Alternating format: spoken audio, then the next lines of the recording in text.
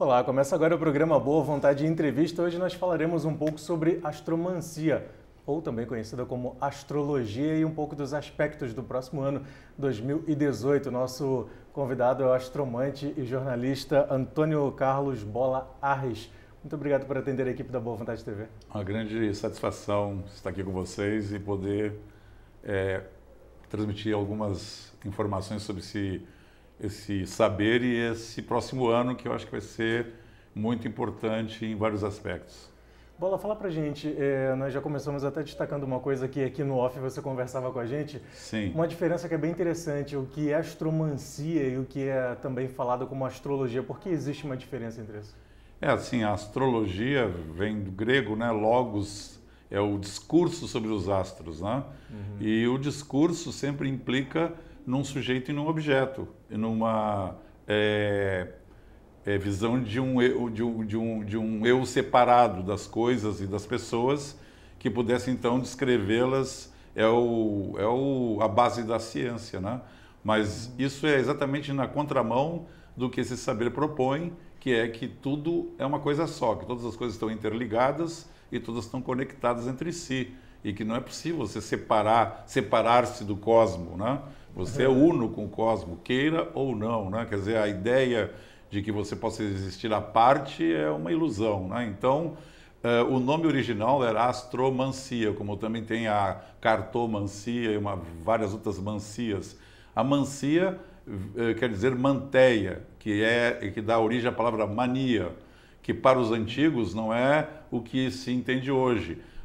A mania é alguma coisa que você se dedica com a totalidade do teu ser, né? Então, o sujeito que tem, por exemplo, coleciona selos, então chama-se uma mania. Então, essas manias são o que dá origem aos 12 signos, ou às 12 características das pessoas. Então, vamos dizer assim, o Áries tem a mania de mandar, né? Então, essa é a manteia dele, é assim que ele comunga com o cosmo. Então, a ideia da mancia é relacionada diretamente com uma comunhão e com uma integração. Daí também surge a diferença entre analisar e interpretar, né? Então, assim, não é possível analisar um mapa astral, porque análise quer dizer separar as partes para você entender. Mas quando você separa as partes, como você desfolha uma margarida, você não tem mais a margarida depois, né? Então, a interpretação é a troca, né? Através, preter tornar emprestado.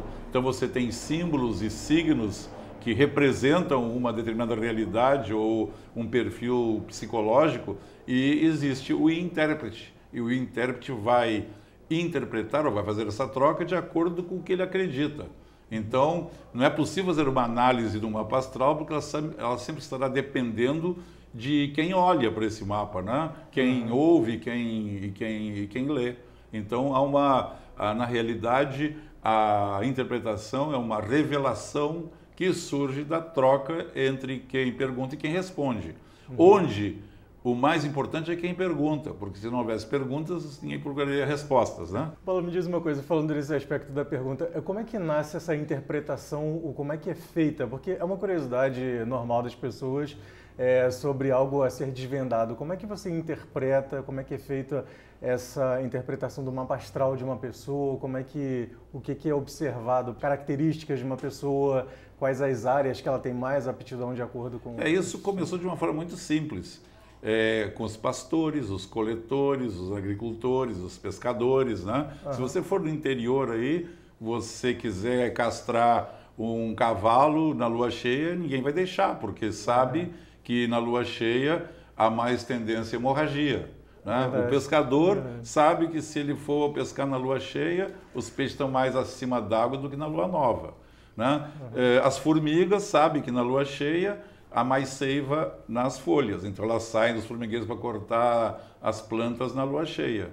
E provavelmente a observação mais antiga que existiu foi a correspondência entre a lua e o ciclo feminino, né? A ovulação e a menstruação e a duração da gestação, que são 10 meses lunares, né? Ou 9 meses solares. Originalmente era lunar, né? Então, essa correspondência da Lua com o ciclo feminino, fecundidade, fertilidade e o resto que se observou na natureza, é a origem desse saber. Então, eles foram observando.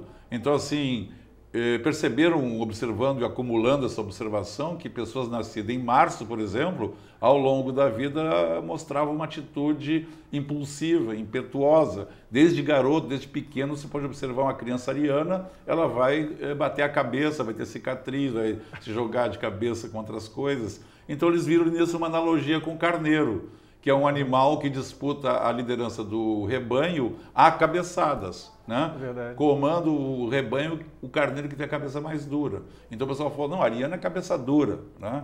Eles foram observando isso tudo associado à natureza. Por exemplo, leão, né? O leão é um animal que se tu viu uma trilha dele e tu sentar ali e esperar, ele vai passar de novo. Porque ele é um animal extremamente territorial e como ele não tem nenhum predador, ninguém caça o leão, ele que caça todos os outros, ele não precisa se esconder, né? Então ele fica no território dele se exibindo. Então eles viram nisso essa atitude das pessoas de leão, que são territoriais, são dominantes, têm uma autoestima, né? Um amor próprio, né? Uma postura. O Napoleão Bonaparte, né? O Mick Jagger, o outro leonino famoso, o Picasso, né? Então, são pessoas que têm esse brilho, né? Essa luz, esse magnetismo que eles compararam com um sol, né? Uma pessoa que tende a ser centralizadora, né? Então, em várias culturas surgiram diferentes símbolos para as mesmas coisas. Então, por exemplo, os gêmeos na China é a borboleta. Essas analogias todas surgiram dessas observações. Baseado na ideia de que a natureza tem uma certa quantidade de ordem, né? Até as características das pessoas não são aleatórias, né? Tu pode observar que existe uma tendência das pessoas a terem determinados comportamentos. Agora, Bola, dentro desse aspecto todo que você apresentou, dentro da astromancia, dentro de todo esse estudo, essa interpretação, é possível você, digamos, antecipar fatos, se preparar para algumas coisas e até evitar determinados acontecimentos? Sim, aí que nós temos a predição e a previsão, né? Então, predizer é dizer antes. Então, o dizer antes está ligado com algum tipo de estatística ou de amostragem. Agora, a previsão é o ver antes. E o ver antes está ligado com uma, vamos dizer assim, inspiração ou elevação da consciência inspirada em símbolos. Aí que entra a manteia. Quer dizer, é a sensibilidade, a percepção que que transcende o espaço-tempo e consegue vislumbrar ou antever ou enxergar o que virá, entendeu? Então, isso, por exemplo, que acontece com os profetas, como está na Bíblia, né? Como tem as profecias, muitas, né? Totalmente confirmadas, né? Por exemplo, o nascimento de Jesus era uma coisa profetizada e que, por exemplo, os reis magos, né? Que eram os astrólogos, eles sonharam, um lá deles sonhou que Herodes, na verdade, queria matar o menino e então eles resolveram não ir contar onde é que ele estava. Quer dizer, a mais antiga forma de profecia ou de percepção ou de premonição é o sonho, né? Que é a base de todos os oráculos, né? Então, tu pode ver até o próprio Freud foi buscar nos sonhos, na interpretação dos sonhos, a base para a psicologia moderna. Bola, fala pra gente, você explicava todo esse conceito de uma interpretação para que nós possamos entender características de pessoas e até prever situações. Sim. Mas quando nós nos referimos a uma análise, por exemplo, de um país, que seja Brasil, ou uma observação mundial dos fatos, é o mesmo contexto? Como é que isso é feito? Quais são as observações que são vistas nesses casos? Nós tomamos como base, por exemplo, a chegada de Pedro Álvares Cabral, né, em 1500. Aí quando ele levanta o padrão dos descobrimentos, né, e reza a primeira missa no dia 1º de maio de 1500, por volta do meio-dia, quando ele toma posse da terra, é quando se cria a colônia, né, o Brasil colônia. Então esse é o primeiro mapa que tem 1º de maio de 1500, em volta do meio-dia. Então aí, esse mapa perdura até a independência, que é 7 de setembro de 1822. Aí vem a República em 15 de novembro de 1889, que aí sim, né, tem uma ruptura, onde a família imperial é é expulsa e vem a república. Então, assim, nós temos uma sequência de mapas que podem representar, né? Em certos aspectos, nós estamos ainda dentro do mapa da colônia, né? Porque esse mapa perdurou por mais de 300 anos, né? 322 anos. Então nós temos muito mais tempo de colônia do que de independência e muito menos de república.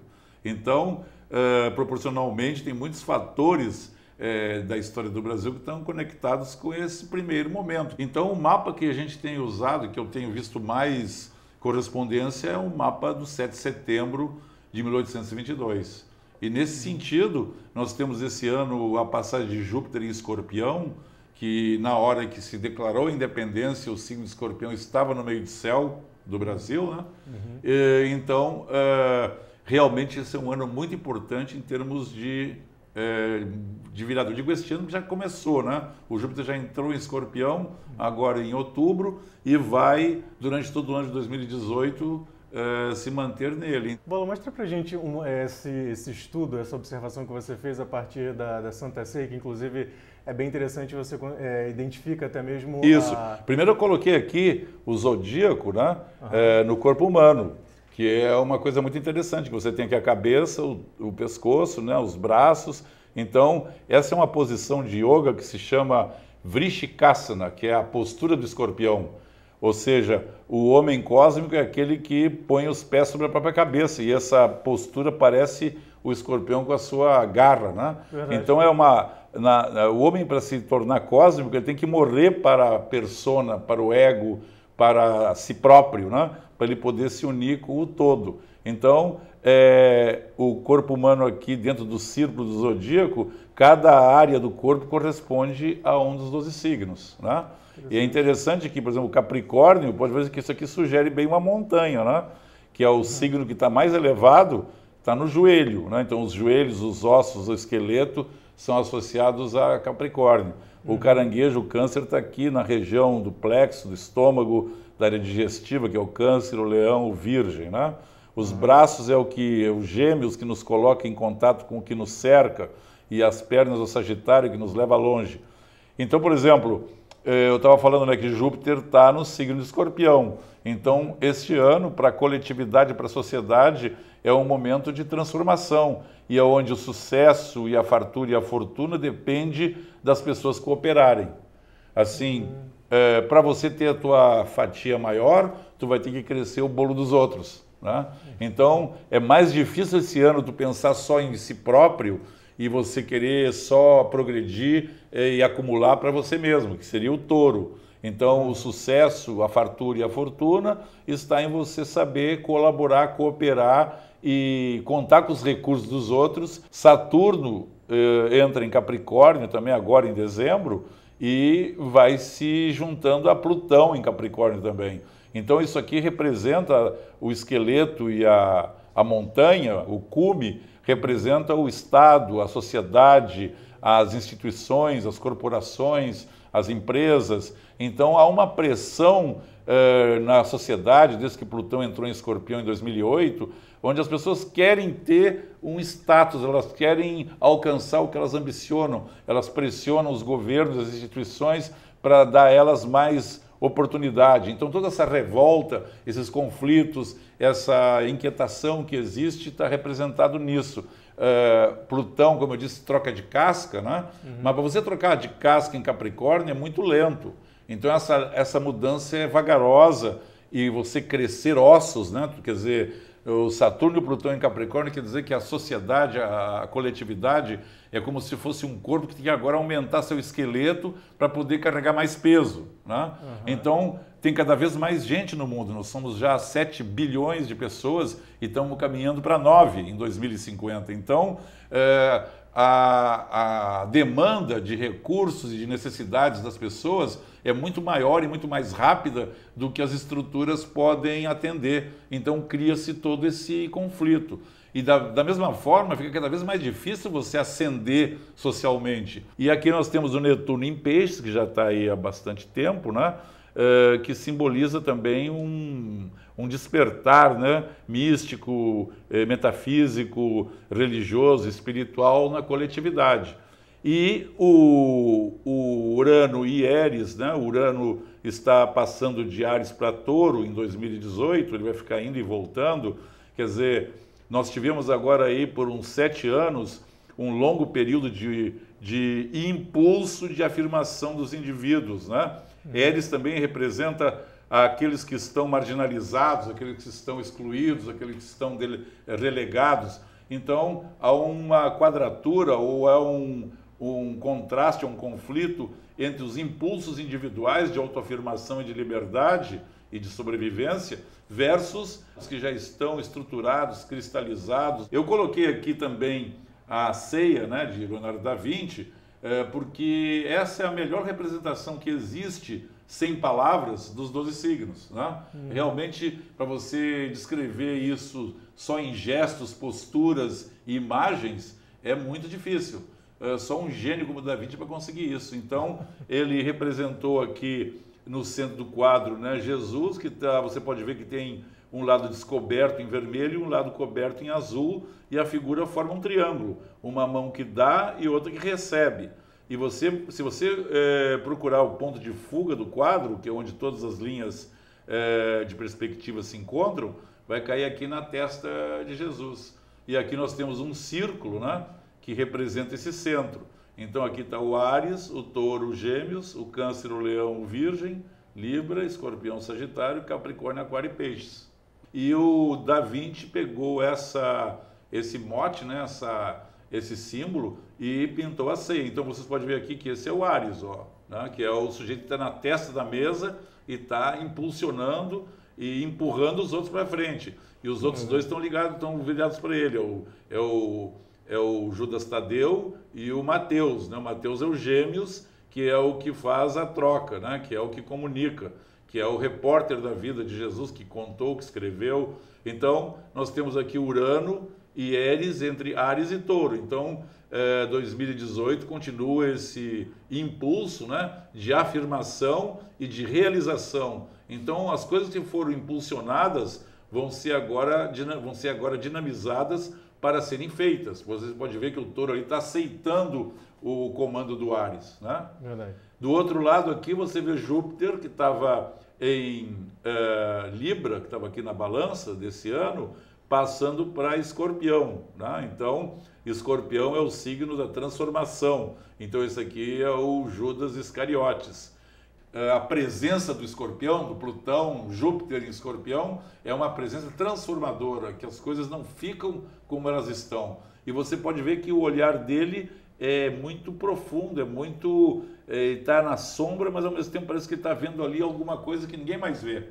Então, o Escorpião é aquele que enxerga por dentro, tem olhar de raio-x. Então, 2018 é um ano em que as pessoas terão que procurar ver a essência e não a aparência das coisas, né? E aqui nós temos o Saturno e o Plutão em Capricórnio. Vocês vejam que esse aqui é o André, né, que é um sujeito que está com uma postura de distanciamento, ele está muito bem sentado e firme na sua posição. Então, como eu disse, a Capricórnio aqui representa os aspectos cristalizados e calcificados, né, ossificados, é o esqueleto da natureza. Se não tiver teu esqueleto, não para em pé, né? Isso é que te dá estrutura. E a pele representa o Capricórnio também, porque é o limite externo.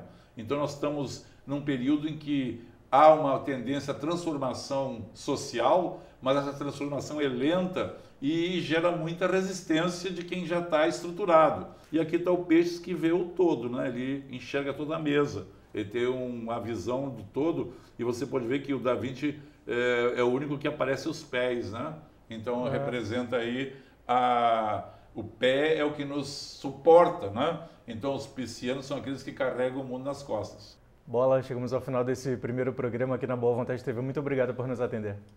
Tudo bom? Espero sempre poder colaborar com vocês. Nós conversamos no programa Boa Vontade Entrevista de hoje com o Antônio Carlos Bola Arres, astromante e jornalista, falando sobre os diversos aspectos da astrologia. E nós convidamos você, telespectador da Boa Vontade TV, a permanecer conosco. Na próxima semana teremos a segunda parte dessa nossa conversa aqui na Boa Vontade TV.